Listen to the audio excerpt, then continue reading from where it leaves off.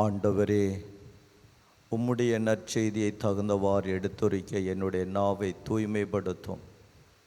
இதோ இந்த திருவிழா நாட்களிலே உம்முடைய வார்த்தையை நற்செய்தியை கேட்க கூடியிருக்கிற ஒவ்வொருடைய உள்ளங்களையும் காதுகளையும் திறந்தருளும். உண்மையான செய்தியை ஒவ்வொருவரும் ஏற்றுக்கொள்ளட்டும்.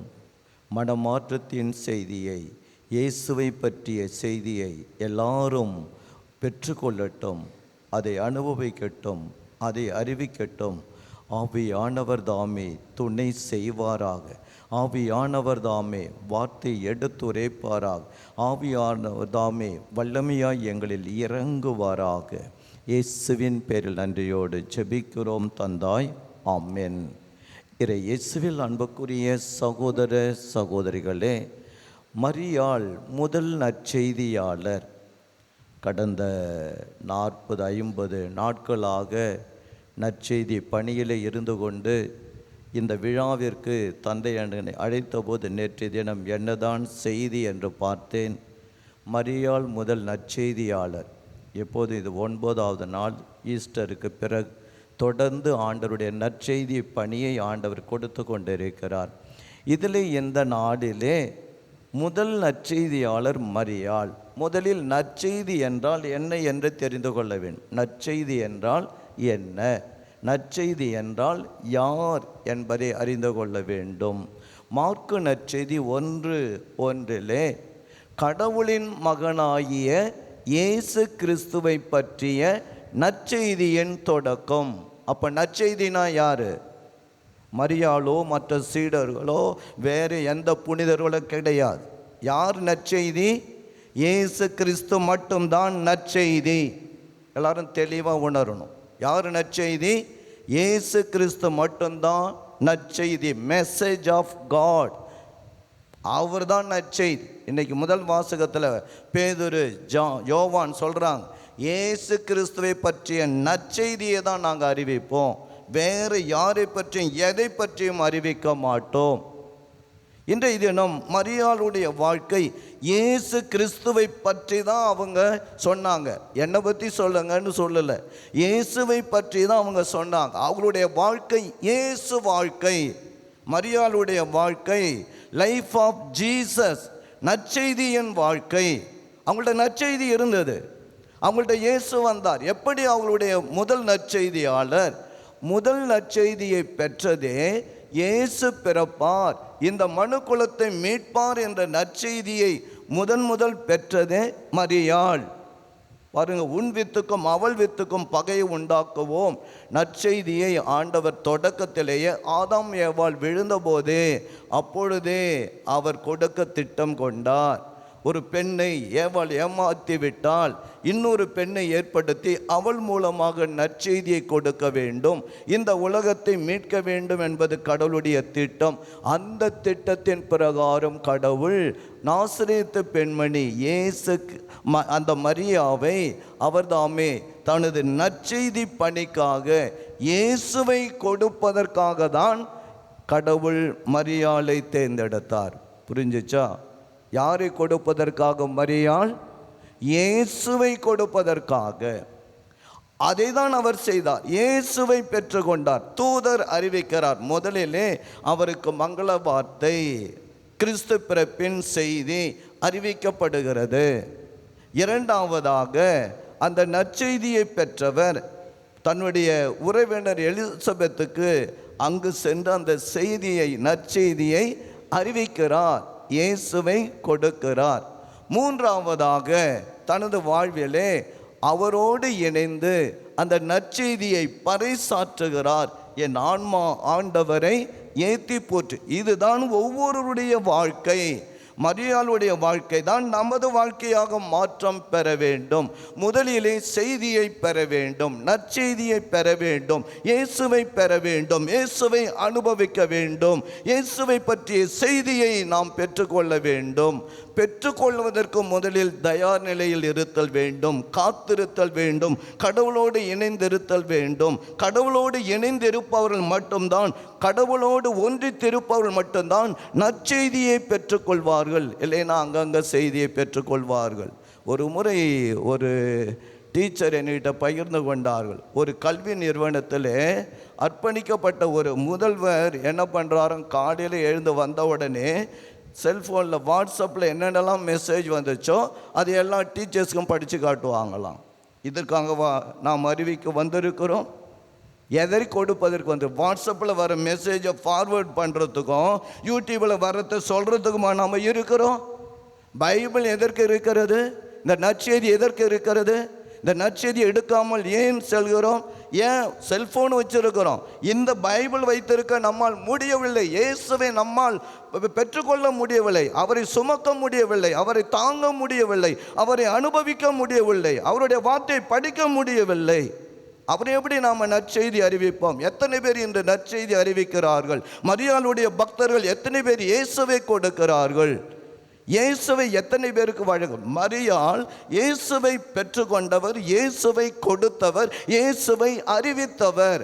அப்போ மரியாளின் பக்தர்கள் இயேசுவை பெற்றுக்கொள்ளணும், இயேசுவை மற்றவர்களுக்கு கொடுக்கணும், அறிவிக்கணும். இதுதான் நமது பணி, இதுதான் நற்செய்தி பணி. அப்போ கடவுளுடைய மகன் இயேசுவை பற்றிய செய்தி தான் உண்மையான செய்தி, அதுதான் நற்செய்தி. வேற எந்த செய்தியும் கிடையாது, அங்கும் இங்கும் வருவது கிடையாது, கட்டுக்கதைகள் கிடையாது. பைபிளில் இயேசுவை பற்றி என்ன எழுதி இருக்கு அதை தான் சொல்லணும். மரியாளுடைய வாழ்க்கையை இன்னைக்கு சிந்திக்கின்ற பொழுது அவள் எந்த அளவிற்கு அந்த இறை நற்செய்தியை அனுபவித்தார், எக்ஸ்பீரியன்ஸ்ட், அனுபவித்தார். அதை தான் நாம் அனுபவிக்கணும். ஏன்னா இந்த நற்செய்தியில் தான் நமக்கு நல்வாழ்வு இருக்கிறது, நன்மை இருக்கிறது, சுகம் இருக்கிறது, விடுதலை இருக்கிறது, மீட்பு இருக்கிறது. இது எல்லாமே இந்த நற்செய்தியில் தான் இருக்கிறது, இயேசுவில் தான் இருக்கிறது. பவுலடிகள் சொல்லுகிறார், அவர் இந்த நற்செய்திக்காக விலங்கிடப்பட்டு 3 ஆண்டுகள் அரேபியாவிலே சென்று இயேசுவை பற்றிய செய்தியை அனுபவித்தார், இயேசுவோடு இருந்தார், இயேசுவுடைய உயிர்த்தெழுதலை அனுபவித்தார். 2 தீமோத்தேயு 2:8 தாவீதின் மரபில் தோன்றிய இயேசு கிறிஸ்து இறந்து உயிர் பெற்று எழுந்தார் என்பதை எனது நற்செய்தி. பாருங்க எவ்வளோ அழகா பவுலடிகள் சொல்றார். தாவீதின் மரபில் வந்தவர் தான் இயேசு, இயேசுவை பற்றிய செய்தி. அவர் இறந்து உயிர் பெற்று எழுந்தார், வாழ்ந்தார், இறந்தார், உயிர் பெற்று வாழ்ந்து கொண்டிருக்கிறார். அவர் இந்த நற்செய்தி யாரும் சாகடிக்க முடியாது, இயேசுவை யாரும் சாகடிக்க முடியாது, இயேசுவை யாரும் ஒன்றும் செய்ய முடியாது, மரணம் ஒன்றும் பண்ண முடியாது, மரணம் கொடுக்கிற மனிதர்கள் ஒன்றும் செய்ய முடியாது, நற்செய்தியை சிறைப்படுத்த முடியாது. நற்செய்தி கொடுக்கிறவங்களை என்ன வேணாலும் பண்ணலாம், ஆனால் ஒன்றும் செய்ய முடியாது, ஒன்றும் பண்ண முடியாது. அதுதான் மரியாளுடைய வாழ்வு. இறுதி வரை இந்த நற்செய்திக்காக இருந்தார், இயேசுவிற்காக இருந்தார். முதல் செய்தி பெற்றுக்கொண்ட அந்த செய்தி, உனக்கு ஒரு மரியே நீர் கடவுளுடைய அருளை பெற்றுள்ளீர், நீர் ஒரு மகனை பெறுவீர், இயேசு என்று பெயரிடுவீர். இயேசு மீட்பரை பற்றிய செய்தி, மீட்பின் செய்தி. அவர் தம் மக்களை பாவங்களிலிருந்து மீட்பார். எனவே பாவம்தான் பெரிய இப்போது இந்த உலகத்தில் இருக்கிற கொடூரமான ஒரு சக்தி, அந்த வல்லமை, அதிலிருந்து நாம் விடுதலை பெற வேண்டும். எனவே இந்த நற்செய்தி மார்க் 1:15 இயேசு சொல்லுகிறார், காலம் நிறைவேறிவிட்டது, இறையாட்சி நெருங்கி வந்து விட்டது, மனம் மாறி நற்செய்தியை நம்புங்கள், இயேசுவை நம்புங்கள், அவரை ஏற்றுக்கணும். இனிமேலாம் நாம் அதெல்லாம் நினச்சிக்கிட்டு இருக்கக்கூடாது, மாதா பக்தியில் மட்டும் இருந்துடக்கூடாது. அடுத்த ஸ்டேஜ் மரியாள் நமக்கு கொடுப்பது இயேசு.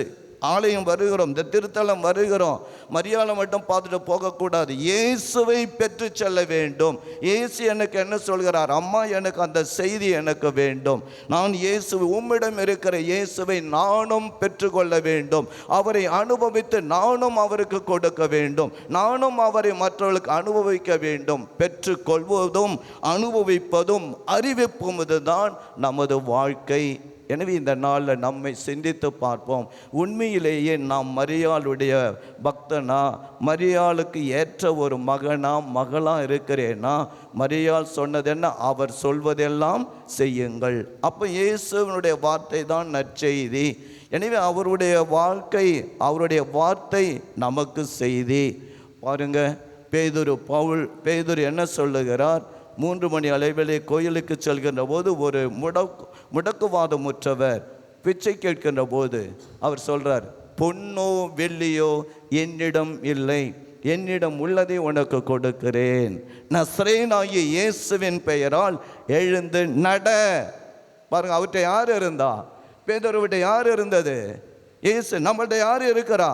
யாரை நினச்சிக்கிட்டு இருக்கிறோம்? எதை நினச்சிக்கிட்டு இருக்கிறோம்? எதை பற்றி கவலைப்பட்டுக்கிட்டு இருக்கிறோம்? இயேசு இருக்கிறாரா? இயேசு இருந்தால் உங்களுக்கு நல்ல செய்தி, எல்லாம் நல்லதாக ஆகும். இயேசு வேண்டும். இது ஜூபிலி ஆண்டு, இயேசு கிறிஸ்துனுடைய பிறப்பின் ஜூபிலி ஆண்டு. 2025 ஆண்டுகள் ஆகியும் இன்னும் நம்முடைய மக்கள், அதுவும் கிறிஸ்தவர்கள், இயேசுவை அனுபவிக்கவில்லை என்பதுதான் கொடூரமான பாவம், குற்றம். இதான் குற்றம். இயேசுவை இன்னும் தெரியல, இயேசுவை அனுபவிக்கல. எனவே இப்படிப்பட்ட ஒரு நிலையில் இந்த திருச்சபை இருந்து கொண்டிருக்கு. அதனால தான் இந்த ஜூபிலி ஆண்டில் இயேசுவை அறிவிக்க வேண்டும். மரியாதை போல பெற்றுக்கொள்வதும் அனுபவிப்பதும் அறிவிப்பதும் நமது வாழ்க்கை. கண்களை மூடுவோம். ஆண்டவரே, இந்த நாளின் செய்திக்காக நன்றி. எங்களுடைய வில்லியனூர் அன்னையை நினைத்து, உம்முடைய தாயை நினைத்து நாங்கள் விழா எடுக்கிறோம். இது உண்மையான விழா. நற்செய்தியை, இயேசுவை ஏற்றுக்கொள்வது தானே, அனுபவிப்பது தானே, அதை அறிவிப்பது தானே. இன்னும் எங்களுடைய வாழ்வில் இந்த உலக போக்கிலே, உலக நாட்டங்கள், உலக ஆசைகள், உலக தேவைகள், இதை தானே நாங்கள் பெற்றுக்கொள்ள வருகிறோம். இயேசுவை பெற்றுக்கொள்ள வருவதில்லையே, ஆவியானவரை பெற்றுக்கொள்ள வருவதில்லையே. ஆண்டவரே, மரியாள் அனுபவித்த இயேசு, மரியாள் பெற்றுக்கொண்ட ஆவியானவர் செயல்பட வேணுமா ஜெபிக்கிறோம். இந்த திருச்சபை அன்னையின் பக்தர்கள் எல்லார் மேலும் உம்முடைய ஆவியானவர் இறங்குவாராக, அபிஷேகம் செய்வாராக, மனதை மாற்றுவாராக, இயேசுவை ஒவ்வொருவருக்கும் கொடுப்பாராக, இயேசுவின் செய்தியை பெற்றுக்கொள்வார்களாக, இயேசு ஒவ்வொருவரிலும் உருவாகுவாராக, இயேசு ஒவ்வொருவரிலும் இருந்து செயல்படுவாராக, இயேசுவை ஒவ்வொருவரும் அனுபவித்து அறிவிப்பார்களாக. சுகத்தையும் நலத்தையும் விடுதலையும் இந்த நாளில் இந்த செய்தியை பெறுபவர்கள், கேட்பவர்கள் பெற்றுக்கொள்ளட்டும். நசரேயனாகிய இயேசுவின் பெயரால் நன்மைகளும் அற்புதங்களும் அடையாளங்களும் நடைபெறுவதாக. நன்றி ஆண்டவரே, எங்கள் மன்றாட்டை கேட்டபடியால் கோடி நன்றி.